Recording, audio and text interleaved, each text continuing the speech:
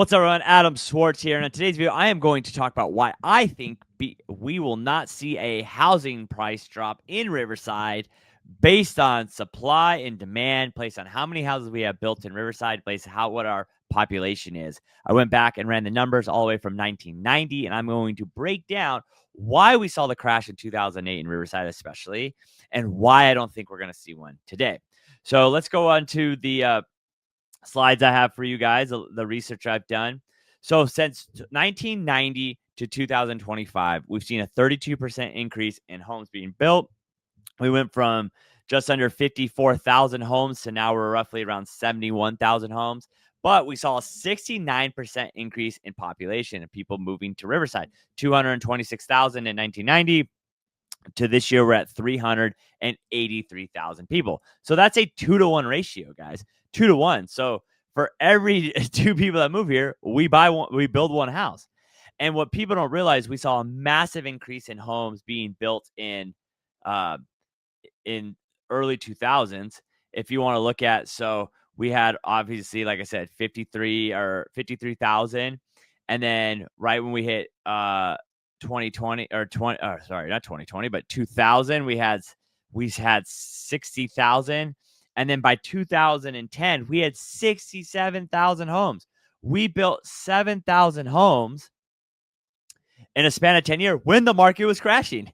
So we all know that around 2008 is when the market started tanking. And what people don't realize is when you build a plot of land or you buy a plot of land to build, I work with 5 developers. We'll do 3 to 4 housing projects a year. It takes roughly 18 months to buy a plot of land, get the engineers in, get the dirt moving, get all the permits done, and get it built. And so when you start, you can't really stop. Like, you got to keep it going. And so we saw a massive increase in homes being built. I mean, just in percentage wise, we built an extra 17% of homes from 2020 to 2010. So 2010, that's insane. We saw this massive amount of houses being built. I mean, shoot, I lived in Riverside my whole life. I remember me growing up in Orange Crest.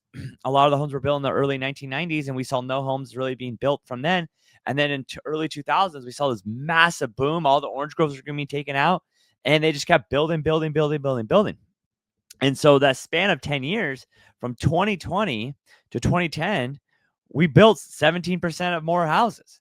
And then the reason why we're seeing home prices flattening out, and I don't see home values dropping that much because of the supply, is from 2010 to 2020, we only built an extra 1.79% increase. So that's roughly 6,800 houses, maybe 7,000 houses.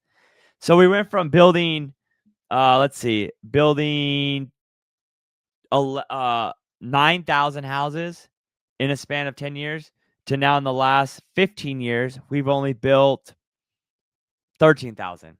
But we've seen the increase of people move here. From 2020, we had 300,000 people living here, and now we're all the way up to 383,000 people. So if we go to the next chart, that just goes at population booming. You know, we didn't see a lot of people move here in the early from 2010 to 2020, but really not a lot of people are moving there. But then look at this spike from 2020 to 2025. I mean, like I said, we've had an increase of population of 50,000 people have moved to Riverside. 50,000.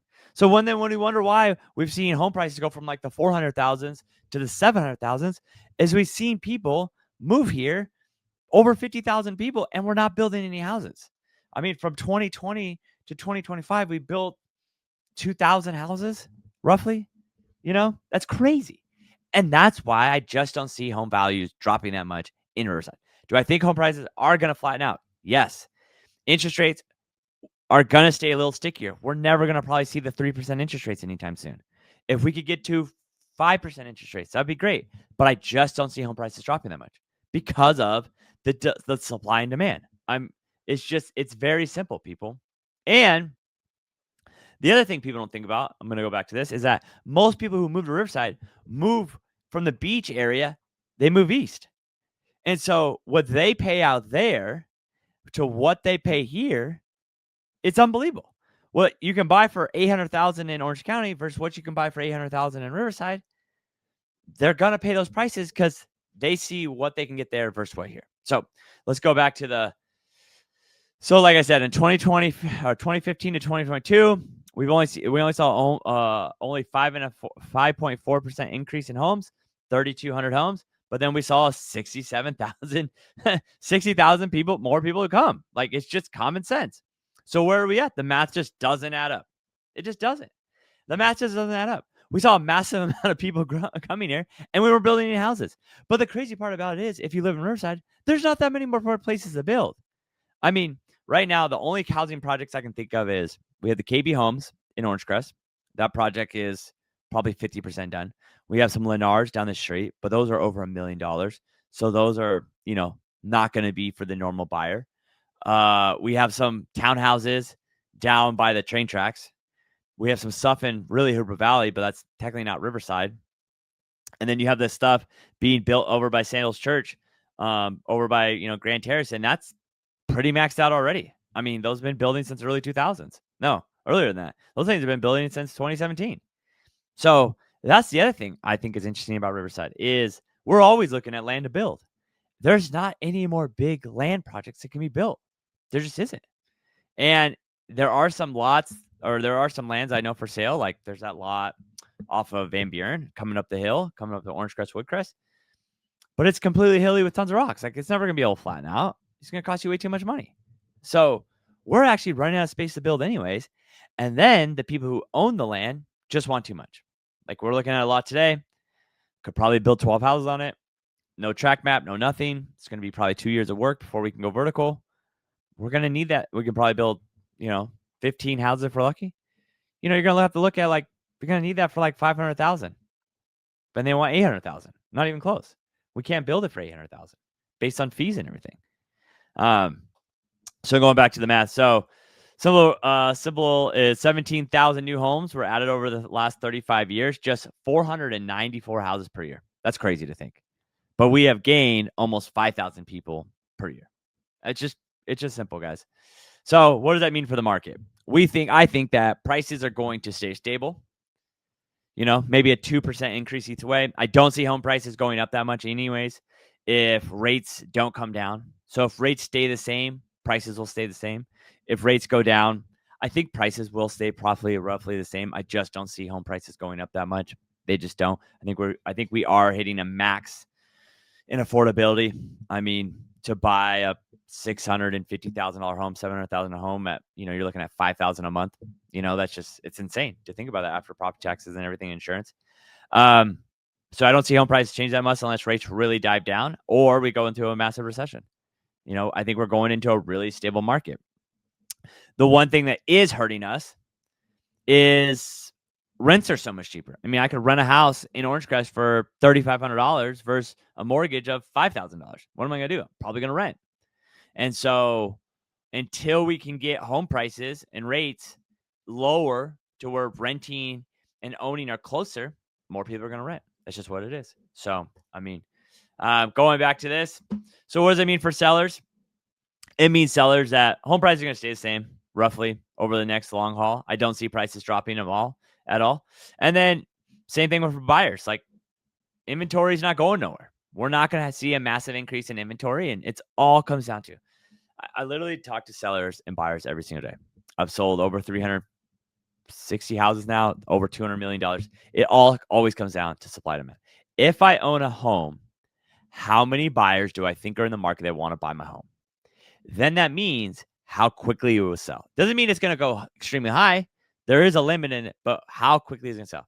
If I have a 3-bedroom, 2.5 bath, single-story home in a decent area, and it's priced right, it will sell in the first 10 days.